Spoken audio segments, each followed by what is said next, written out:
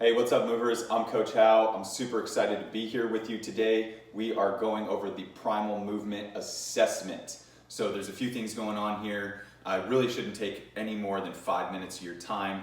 If you have an iPhone or any type of camera to get yourself set up, just set up your camera about chest to abdomen height level. That way I can kind of see front on, nothing coming from the floor, nothing coming from too high up. If you have someone to help film, that's great. Once again, if you could just set your phone up somewhere around torso level is really going to be helpful. Next, if you do have an erasable type marker, there are a couple points on the body that we want to mark up as we do this assessment to make sure that I have a visual on things and can really make sure that we are deep diving and dissecting your gait, your movement, squat, and forward fold. So let's get into it. What do we need? We want to be first and foremost barefoot. There's a lot of things that go on with our feet, in our gait, in our movement, and it is very important that as we assess our movement that we are being true to ourselves and being true to what our body can hold. So getting rid of sandals, getting rid of shoes, and just getting barefoot is going to be the thing that I ask of you during this assessment. No socks, no shoes, barefoot. And with the marker, I would really like for you to take your bone right here, this bony landmark on the inside of your ankle. Let's go ahead and get a circle here. And let's do the same thing for the bony landmark on the outside of our ankle. So I've got a mark here, and I've got a mark here, and I would ask that you do it to both feet. Next, we're gonna work our way up. We really wanna have shorts on. I would really like to be able to see your knees and a good amount of your knees. So right now I just folded my waistband up, hiking my shorts up a little bit, and on my kneecap, just finding the bony landmark of my kneecap right in the center. Nothing too special, I don't need to measure anything.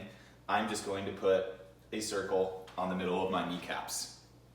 Next is a shirt. If you are a male, if you have your shirt off, that would be great. It really helps me see the collarbones and across the level of the shoulders. For females, any type of top that may help expose some of the shoulder area. Just able to see, once again, maybe some collarbone, shoulder area, and around the sternum area. Doesn't have to be crazy, ladies, cover yourselves as you need to and whatever you're comfortable with.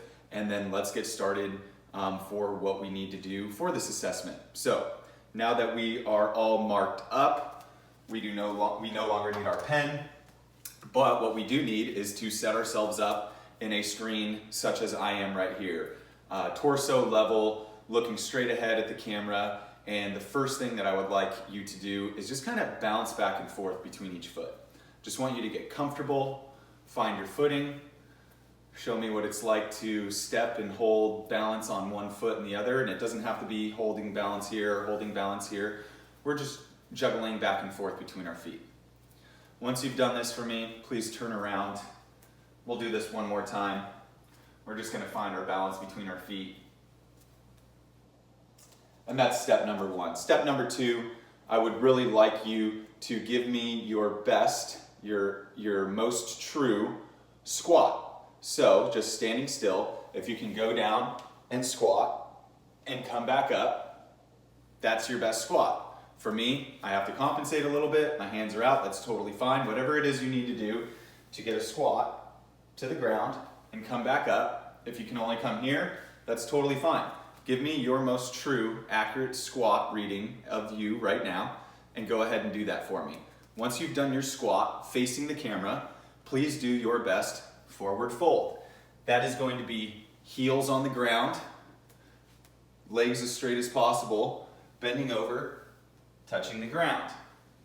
If you could please do your best squat and forward fold facing the camera. Left view facing the camera, back view, and right view.